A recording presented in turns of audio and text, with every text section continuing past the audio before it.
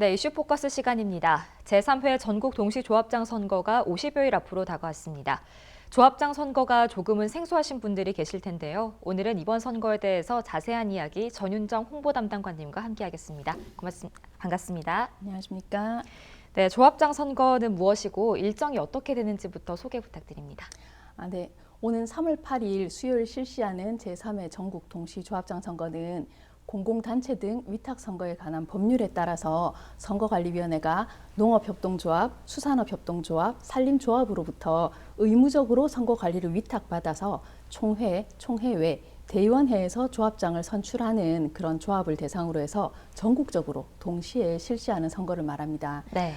선거를 실시하는 조합은 전국적으로는 1,346개이고 그리고 선거권을 행사하는 조합원은 261만 9천여 명 정도가 될 것 같습니다. 부산에서는 총 24개 조합에서 2만 5천여 명의 조합원이 선거에 참여하게 될 것으로 예상이 됩니다. 네. 주요 일정으로는 2월 17일 날에 각 조합에서 선거인 명부를 작성하는 것을 시작으로 후보자 등록 신청과 선거운동, 그리고 선거인 명부가 확정되고 나면 투표 안내문하고 그리고 선거 공보를 발송을 하고 투표 개표 후에 마지막으로 당선인 결정까지입니다. 이 중에 후보자 등록은 2월 21일에서 22일 이틀 동안 매일 오전 9시에서 오후 6시까지 조합의 주된 사무소 소재지를 관할하는 구군선관위의 서면으로 신청을 하시면 되고 후보자 등록 신청서 그리고 해당 법령이나 정관에 따른 피선거권에 관한 증명서류 그리고 기탁금 등을 제출하셔야 됩니다. 네.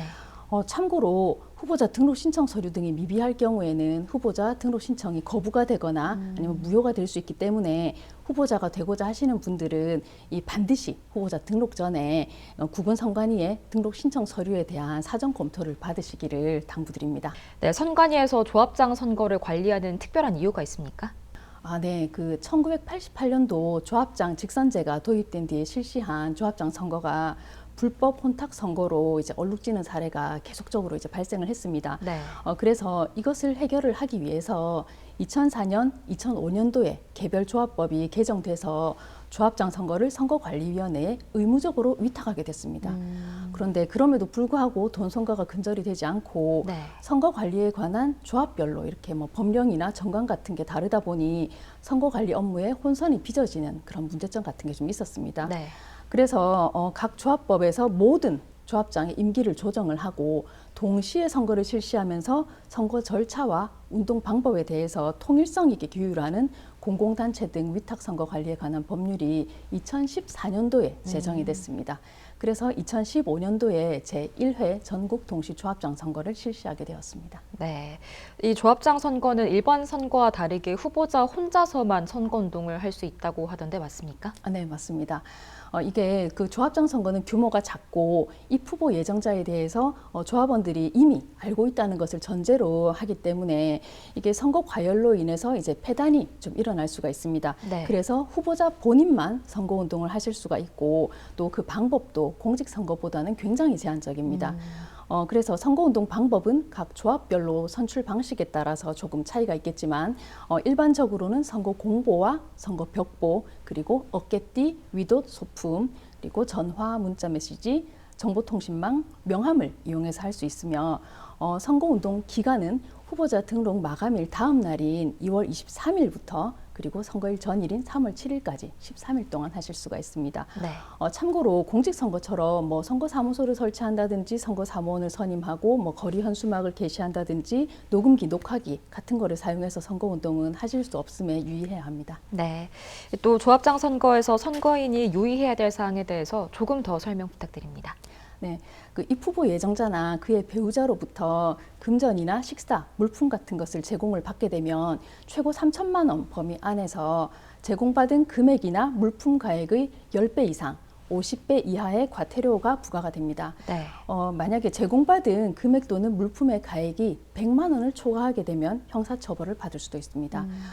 다만 제공받은 금액 또는 물품을 선관위에 반환하고 자수하는 경우에는 그 과태료를 감경해주거나 면제해줄 수도 있습니다. 네. 한편 선거인 명부는 2월 26일 날에 확정이 되는데 선거권을 가진 조합원께서는 2월 22일에서 25일, 그 3일 동안 선거인 명부 등재 여부를 열람을 하셔서 혹시라도 누락되거나 오류가 있는지 꼭 확인하여 주시기 바랍니다. 네.